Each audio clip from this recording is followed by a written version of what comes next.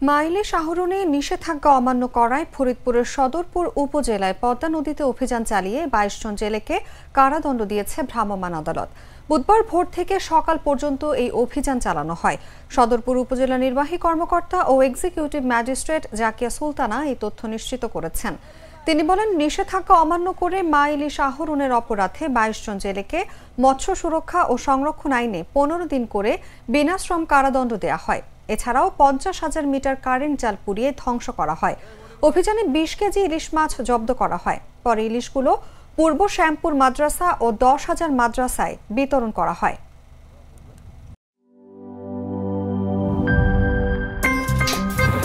আমার একটা স্মার্ট সিদ্ধান্তে ২৫% গ্যাসের খরচ কমেছে। ভাবছেন কিভাবে?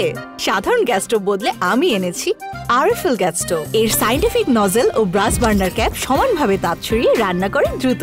তাই গ্যাসও বাঁচায় ২৫%, টাকাও বাঁচে ২৫%। আরএফএল গ্যাস স্টোভ নিরাপদ ও গ্যাস সাশ্রয়ী।